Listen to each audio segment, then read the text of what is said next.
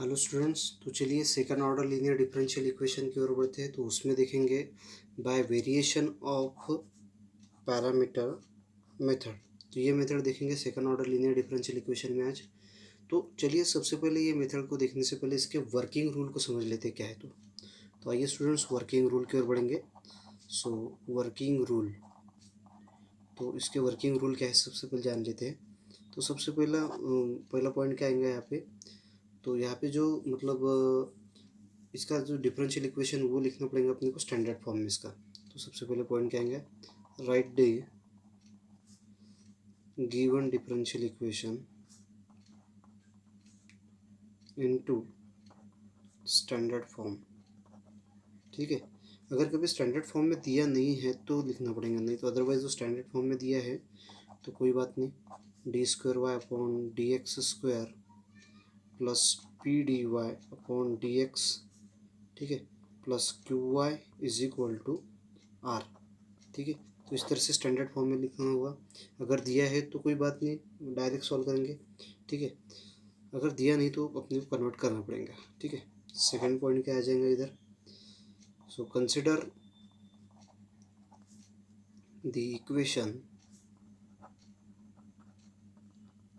Equation D square Y upon D X square plus P into D Y upon D X plus Q Y is equal to zero. ठीक है, इसको मैं equation number second बोलता हूँ। ठीक है, तो ये इक्वेशन कंसिडर करना पड़ेगा। मतलब यहाँ पे इसका मतलब क्या होगा, आर का जो वैल्यू है ज़ीरो आ जाएगा यहाँ पे। ठीक है, तो आगे लिखूँगा मैं, find the solution of equation two using CFPI method. ठीक है, मतलब वैसे देखा जाए तो second order linear differential equation के फॉर्म में, तो इसको सॉल्व करने के लिए अपने को CFPI मेथड यूज़ करना पड़ेगा, या फिर वन इंटीग्रल नोन मेथड। ठीक है, as removal of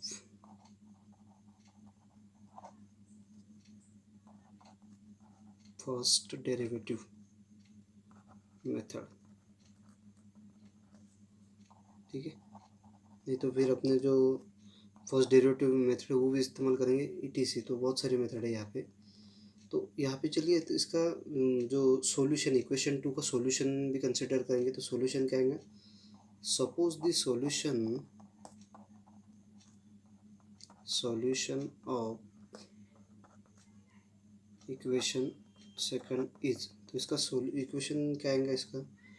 so y is equal to C1 UX plus C2 VX। ठीक है, तो ये इसका क्या रहेगा, सॉल्यूशन रहेगा, इक्वेशन टू का सॉल्यूशन। मतलब अगर मान लीजिए second order linear differential equation में है तो इसका सॉल्यूशन रहेगा। इसको मैं इक्वेशन नंबर 3 बोलता हूँ। ठीक है, सो यहाँ पे C1 और C2 क्या है, आर्बिटरी कांस्टेंट है, और यू ऑफ एक्स और वी ऑफ एक्स क्या है, फंक्शन है किसके, एक्स के।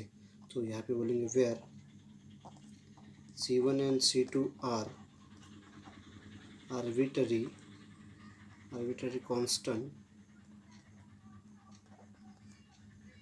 and u of x and v of x are functions of x only। ठीक है, तो u of x और v of x क्या है, फंक्शन है किसके, x के। ठीक है, तो आगे थर्ड पॉइंट की ओर बढ़ते हैं। थर्ड पॉइंट क्या है अभी, इसके थर्ड पॉइंट की ओर आएंगे। तो अब मान लीजिए यहाँ पे हमने इसका सॉल्यूशन भी लिया है।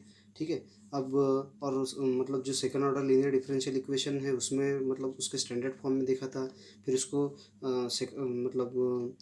सॉल्यूशन फाइंड करने के लिए CFPI यूज़ किया और उसका सॉल्यूशन भी निकला, y is equal to C1 U of X plus C2 V of X. अब क्या करेंगे, अब इसका कंप्लीट सॉल्यूशन देखेंगे। तो यहाँ बोलेंगे कंसिडर द कंप्लीट सॉल्यूशन। ठीक है, कंप्लीट सॉल्यूशन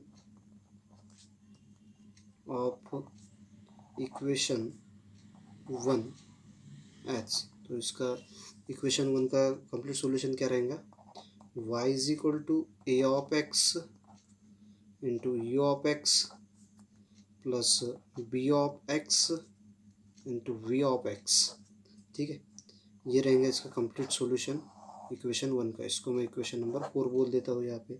ठीक है, तो यहाँ बोलेंगे where A of X and B of X are functions of X and their values are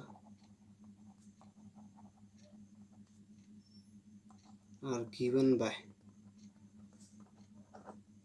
following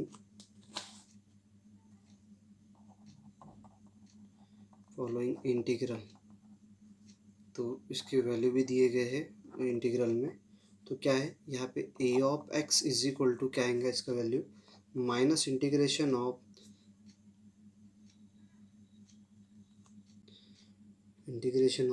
we of X into R upon U into V dash minus U dash into V D X plus C3। Okay, ये of X का value होगा। And B of X का value क्या होगा जी, B of X is equal to integration of U of X into R upon U into V dash minus U dash into V D X plus C4। इस तरह से मिलेगा। ठीक है, ये ए ऑफ एक्स और बी ऑफ एक्स का value हो गया है। ठीक है, अभी फोर्थ पॉइंट में क्या आएगा, अभी यहाँ पे नेक्स्ट फोर्थ पॉइंट लेंगे यहाँ पे। तो अभी जो मतलब ए ऑफ एक्स और बी ऑफ एक्स का वैल्यू है, ये किस में पुट करेंगे, कंप्लीट सॉल्यूशन में। मतलब कंप्लीट सॉल्यूशन क्या था अपना, इक्वेशन नंबर 4 था। ठीक है, और ये किसका है, इक्वेशन 1 का है। तो यहाँ बोलेंगे putting the values of A of X and B of X into complete solution